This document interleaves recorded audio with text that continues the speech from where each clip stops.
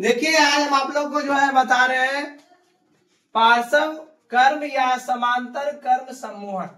इसके पिछले वीडियो में आप लोग को बताए थे श्रेणी कर्म समूहन, जो कि R बराबर आया था R1 plus R2 plus R3 plus dot dot up to Rn तक। आज हम लोग देखेंगे पार्श्व कर्म या समांतर कर्म समूहन। ये आपका फिगर है पार्श्व या समांतर कर्म का। इसमें चित्र में क्या है, बिंदु A एवं B के बीच तीन प्रतिरोध है। देखिए पहला प्रतिरोध, दूसरा प्रतिरोध और तीसरा प्रतिरोध। तीन प्रतिरोध हैं जिनके प्रतिरोधक क्रमशः R1, R2 तथा R3 है, जो पार्श्व कर्म या समांतर कर्म में जोड़ा गया है ना। क्या चीज में जोड़ा गया है? समांतर कर्म में। देखिए उसके बाद है, माना कि R1, R2 तथा R3 प्रतिरोध वाले प्रतिरोधकों से क्रमशः I1, I2 तथा I3 धारा प्रवाहित होती है। R1, देखिए R1 में I1 धारा प्रवाहित हो रही है, ये तो आपका प्रतिरोध हो गया।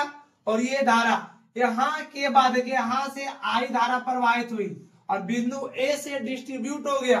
R1 में I1, R2 में I2 और R3 में I3। यहाँ से जाने के बाद तीनों तीन भाग में, तो पहला का I1 रखा गया नाम, दूसरा का I2 और तीसरा का, फिर देखिए लास्ट में जाने के बाद फिर पुनः वही धारा बन गई क्या, I।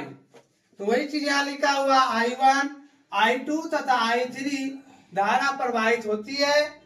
बिंदु B पर तीनों धाराएं मिलकर पुनः मुख्य धारा बन जाती है। यहाँ से प्रवाहित अलग अलग होकर के फिर पुनः B पे जाकर के क्या बन गई, मुख्य धारा।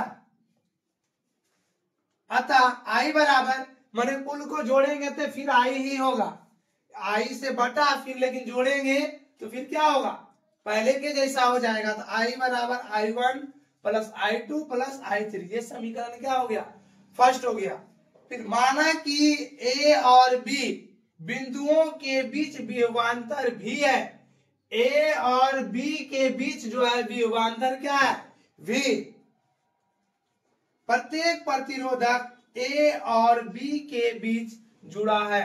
जितना भी प्रतिरोध है ना, सब में जुड़ा हुआ है और सबका विभवांतर क्या है, V। अतः सिरों के बीच विभवांतर V ही होगा। अतः ओम के नियम से I बराबर V बटा R होता है, या V बराबर IR होता है। V बराबर IR, तो I का मान निकाल सकते हैं हम लोग, V बटा क्या, R, या I बराबर V बटा R कहिए या V बराबर IR कहिए। ठीक है, यही ओम का नियम है।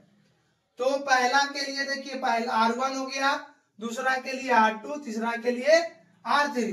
तो V बराबर, इसमें समीकरण फर्स्ट में इसका मान रख दिए। इन समीकरणों को समीकरण फर्स्ट में रखने पर तो I बराबर क्या होगा, V बटा R। देखिए V बटा R बैठाए हैं, जिसमें 1 था देखिए 1 लगाए, 2 था तो 2 लगाए, 3 था तो 3 लगा, क्योंकि V सब जगह क्या है, विभवांतर सभी जगह समान है। अब देखिए तीनों में V था, V कॉमन ले लिए, तो 1 बटा R1 प्लस 1 बटा R2 प्लस 1 बटा R3। V क्या हो गया, कट गया। जब V कट गया तो 1 बटा R बराबर 1 बटा R1 प्लस 1 बटा R2 प्लस 1 बटा R3। यही मेरा समांतर कर्म है। यदि N प्रतिरोधों के लिए, N प्रतिरोधों के लिए 1 बटा Rn बराबर 1 बटा R1 प्लस 1 बटा R2 प्लस 1 बटा R3 प्लस डॉट डॉट 1 बटा Rn, यानी N का आने का मतलब जहां तक होगा, ठीक है ना, जहां तक होगा कोई दिक्कत नहीं है। समझ गए है ना, 1 2 3 4 कुछ भी हो सकता है।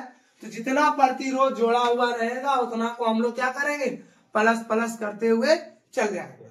तो आज का वीडियो यहीं तक है। आप लोग को अच्छा लगा होगा तो शेयर जरूर कर दीजिएगा।